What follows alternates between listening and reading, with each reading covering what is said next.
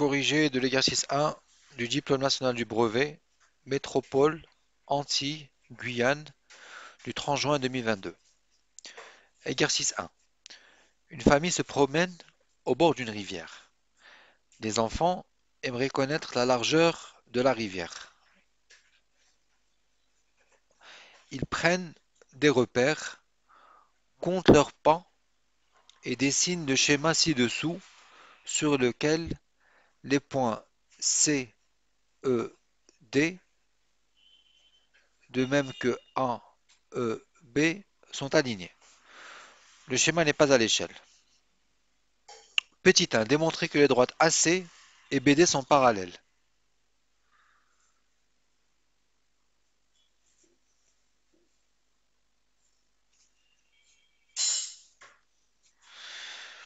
Alors, donc en fait, à premier abord, on aurait pensé utiliser la réciproque du théorème de Thalès qui sert à prouver le parallélisme de droite. Cependant, nous n'avons pas assez de données parce qu'en fait, on a EA, on a EB, mais on n'a pas ED et on n'a pas EC. Ou par exemple, on a BD, mais on n'a pas BD et AC. Donc du coup, on n'a pas assez d'éléments pour utiliser la réciproque du théorème de Thalès. Donc du coup, il faut penser à autre chose. Autre chose, c'est assez simple parce qu'en fait, on va utiliser les données du schéma. On sait que AC est perpendiculaire à AB. On sait que BD est perpendiculaire à AB. Et donc, on va utiliser une règle qui dit que deux droites sont perpendiculaires à une troisième.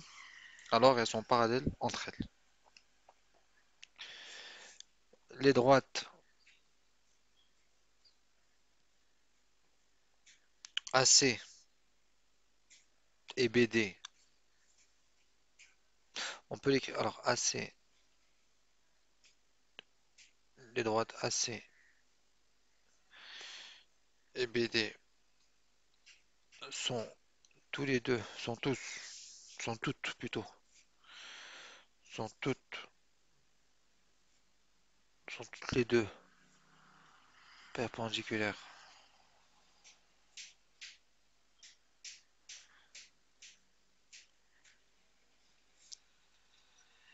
à la droite AB. D'accord? Donc AC est perpendiculaire à AB et BD est perpendiculaire à AB. Donc, elles sont parallèles. Donc, on sait, donc on peut ajouter, donc on sait que si deux droites sont perpendiculaires à une même troisième, troisième droite, alors elles sont parallèles entre elles.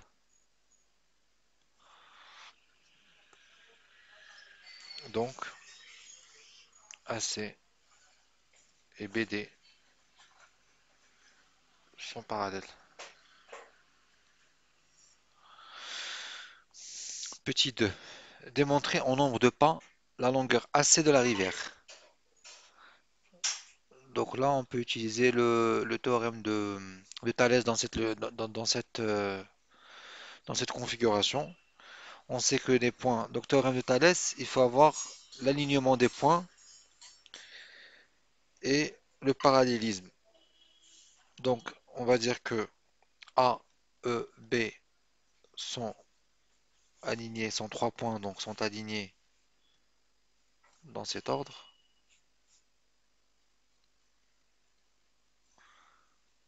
A, E, B. Donc, on va avoir pareil C, E, D sont alignés dans cet ordre. Troisième élément, le parallélisme. AC et BD sont parallèles. AC parallèle à BD. Donc,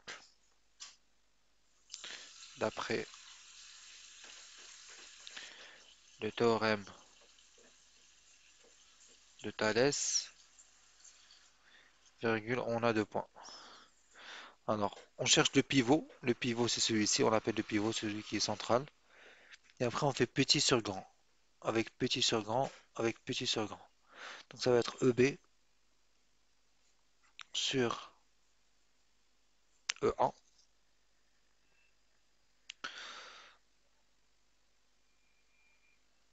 égale petit sur grand. Donc, forcément, c'est ici petit, ici grand. Donc, ED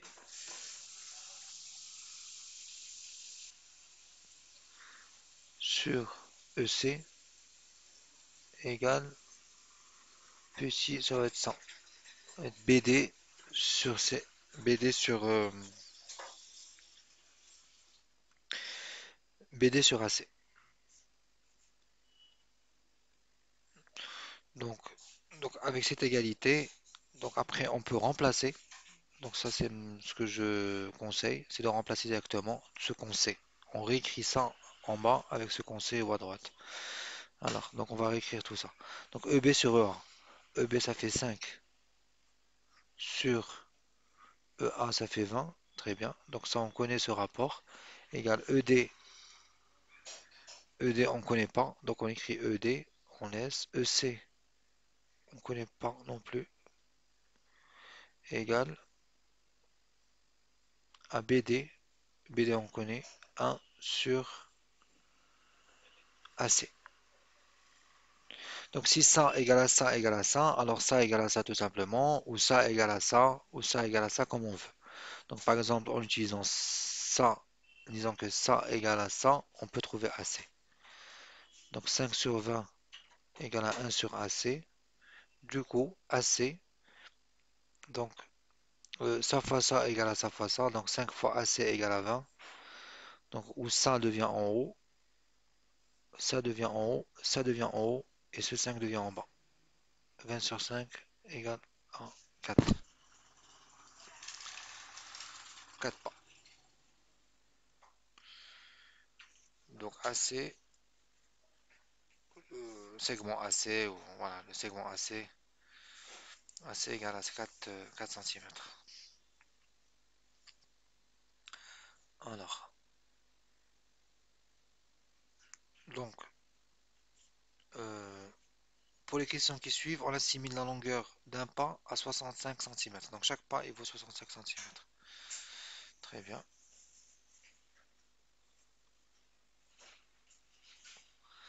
Petit 3. Montrer que la longueur CE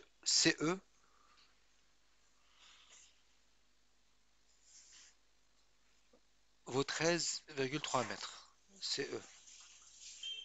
Alors ici, on peut utiliser, je pense, Pythagore, parce qu'on est dans une configuration, on a un triangle rectangle. Et donc, enfin, CE, voilà. Alors, on a AC qui vaut 4 pas, ou 4 fois 0,65 mètres, si on veut réfléchir en mètres, parce que là on demande des mètres. Alors, donc, euh, on sait que 100 cm ça vaut 1 mètre. Donc, 65 cm ça vaut 0,65 mètres. Vous pouvez utiliser plusieurs manières. Donc, ça c'est le mètre, ça c'est le décimètre, centimètre, millimètre. 65 cm ça vaut 0,65 mètres. Ok, donc on a AC égale à 4 pas, égale à 4 fois 0,65. 0,65 ça vaut 2,6. 4 fois 0,6 ça vaut 2,4. 4 fois 0,05 ça vaut 0,2. 2,6 mètres. Donc AC égale à 2,6 mètres. AE, on va le calculer. AE ça vaut, on a dit 20 pas, donc 20 fois 0,65. Pareil, donc on va faire 20 fois 0,65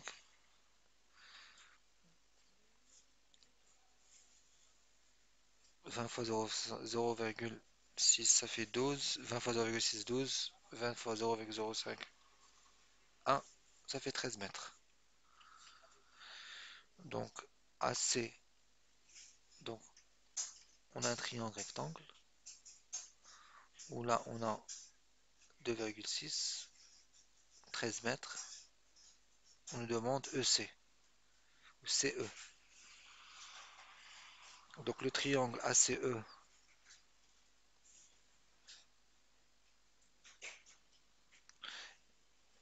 est rectangle en A. Donc d'après le théorème de Pythagore, virgule, on a deux points, CE au carré égale à CA au carré ou AC au carré plus AE au carré. Donc CE au carré égale 2,6 au carré plus 13 au carré. Donc en utilisant la calculatrice, on tombe sur 175,76. Donc en utilisant pareil la calculatrice, on calcule la racine carrée de 175,76 et on tombe sur à peu près 13,257, c'est-à-dire à peu près 13,3 si on prend au dixième, 13,3 mètres. Alors question 4, petit temps. L'un des enfants lâche un bâton dans la rivière au niveau du point E. Avec le courant, le bâton se déplace en ligne droite en 5 secondes jusqu'en C.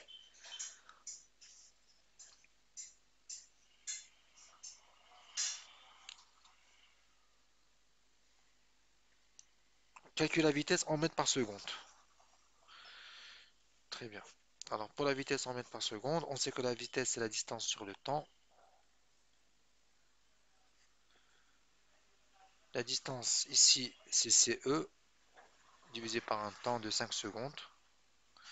Donc ça fait 13,3 qui est en mètres, on est en mètres et 5 est en secondes, donc ça donne 2,66 mètres par seconde. La vitesse du bâton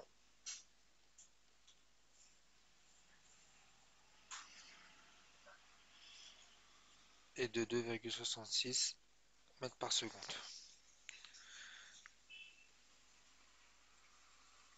Est-il vrai que le bâton se déplace à une vitesse moyenne inférieure à 10 km par heure? Donc là on demande des km par heure, c'est-à-dire qu'il faut convertir cela en km par heure. Alors, euh, ce qu'on va utiliser, c'est, donc on part de 2,6 mètres par seconde, ça veut dire que ça c'est en une seconde. Donc ça on va le convertir en kilomètres par heure. Donc à la fin il faut qu'on ait, donc une seconde c'est combien en kilomètres et 2,66 c'est combien en, en kilomètres. Alors, on sait que ce qu'on va utiliser, c'est qu'on sait que par exemple une heure c'est 3600 secondes ou une minute c'est 60 secondes. Donc 60 minutes c'est alors, 60 minutes. Donc ça c'est une heure. Une heure égale à 60 minutes. 60 minutes c'est 60 fois 60 secondes. Donc c'est 3600 secondes. Donc une heure c'est 3600 secondes. Donc, donc une seconde c'est 1 sur 3600 heures. Et on sait que euh, convertir ça en kilomètres. On sait que 1 kilomètre c'est 1000 mètres. C'est 1000 mètres. Donc un mètre c'est 1 sur 1000 kilomètres. Donc, donc donc ça, on peut dire que 2,66 mètres, c'est comme si c'est 2,666 fois 1 mètre sur une seconde, égale. Donc 2,66, 1 mètre, c'est 1 sur 1000 kilomètres, parce que 1 kilomètre, c'est comme 1000 fois 1 mètre. Donc 1 mètre égale à 1 sur 1000 kilomètres. Donc fois 1 sur 1000. Et du coup, on a des kilomètres. Et en bas, une seconde, on a vu tout à l'heure, c'est une heure, c'est 3600 secondes. 3600 secondes, c'est comme 3600 fois une seconde. Donc une seconde égale à 1 sur 3600 heures. Donc 1 sur 3600 heures. Et donc ça revient à dire 2 fois 2,66 fois 3600. Parce que ça va monter en haut et ça va descendre en bas, sur 1000. On simplifie les deux zéros. Il reste 36, 2,66 fois 36 sur 10. 36 sur 10, c'est comme 3,6. Donc c'est comme 2,66 fois 3,6. Qui donnera à peu près 9,50. 9,5 ou 9,6 avec la calculatrice km par heure. Parce que là, c'est des kilomètres finalement. Et en bas, c'est des heures. Donc c'est bien inférieur à 10 km par heure. C'est vrai.